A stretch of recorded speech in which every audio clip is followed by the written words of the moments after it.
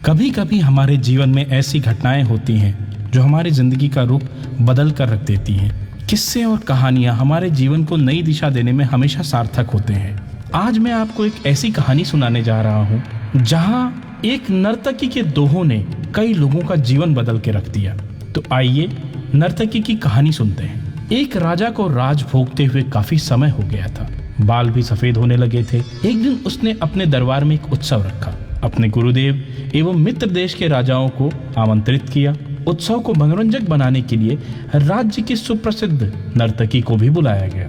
राजा ने कुछ स्वर्ण मुद्राएं अपने गुरुजी को भी दी ताकि वो चाहें तो नर्तकी के अच्छे गीत और नृत्य पे उसे पुरस्कार दे सके। सारी रात नृत्य चलता रहा। ब्रह्म मुहूर्त की बेला आई। नर्तकी ने देखा मेरा तबले वाला ऊँघ रहा है। उसको जगाने के लिए नर्तकी ने एक दोहा पढ़ा। ध्यान से सुने इस दोहे को। बहु बीती थोड़ी रही, पल पल गई बिताए, एक पलक के कारणे यूं कलंक लग जाए।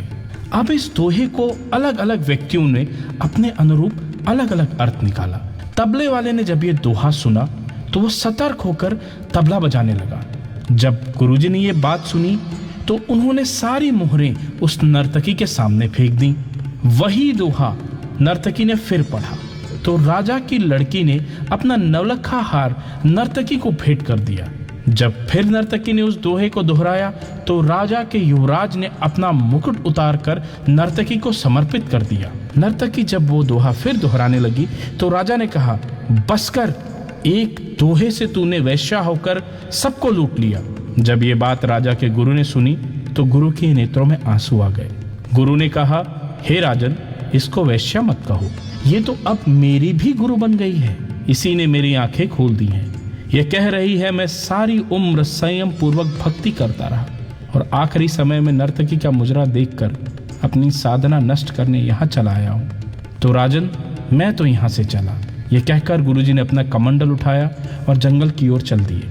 राजा की लड़की ने पिता से कहा, पिताजी, मैं जवान हो गई हूँ, आप आंखें बंद किए बैठे हैं, मेरी शादी नहीं करा रहे हैं आप, और आज रात मैंने आपके महावत के साथ भागकर अपने जीवन को बर्बाद कर लेने का निश्चय कर लिया था। लेकिन इस नर्तकी ने मुझे सुमति दी कि जल्दीबाजी मत कर, कभी तो तेरी शादी होगी ही, क्यों अपने पिता को कलंकित करने पर तुली है। युवराज ने कहा, पिताजी आप वृद्ध हो चले हैं, फिर भी आप मुझे राज नहीं दे रहे थे। मैंने आज रात आपके सिपाहियों से मिलकर आपका कत्ल करवा देने की साजिश की थी, लेकिन इस नर्तकी ने मुझे समझाया, पगले, आज नहीं तो कल राज आखिर तुम्हें ही मिलना है। क्यों अपने पिता के खून का कलंक अपने सिर पर लेता है, धैर्य रख। जब ये सारी बातें राजा ने सुनी तो राजा को भी आत्मज्ञान हो गया। राजा के मन में वैराग्य आ गया।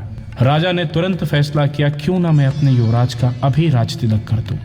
फिर क्या था, उसी समय युवराज का राज तिलक किया गया और राजा ने अपनी पुत्री से कहा, पुत्री, दरबार में एक से एक राजकुमार आए हुए हैं, तुम किसी भी राजकुमार के गले में वरमाला डाल दो और उसे अपना पति चुन लो। राजकुमारी ने ऐसा ही किया और राजा सब त्याग कर जंगल में गुरु की शरण में चला गया।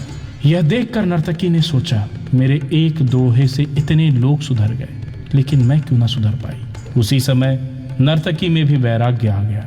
उसने उसी वक्त निर्णय लिया कि आज से मैं भी ये सब बंद कर दूंगी और प्रभु की शरण में चली जाऊंगी। उसने कहा, हे प्रभु, मेरे पापों के लिए मुझे क्षमा करना, बस आज से मैं सिर्फ तेरा नाम सुमिरन करूंगी। समझ आने की बात है, दुनिया बदलते देर नहीं लगती। एक दोहे की 2 लाइनों ने हृदय परिवर्तन कर दिया। बस केवल धैर्य रखकर चिंतन करने की आवश्यकता है। प्रशंसा से पिघलिए नहीं, आलोचना से उबलिए नहीं, निस्वार्थ भाव से कर्म करते रहिए, क्योंकि इस धरा पर सब धरा रह जाएगा।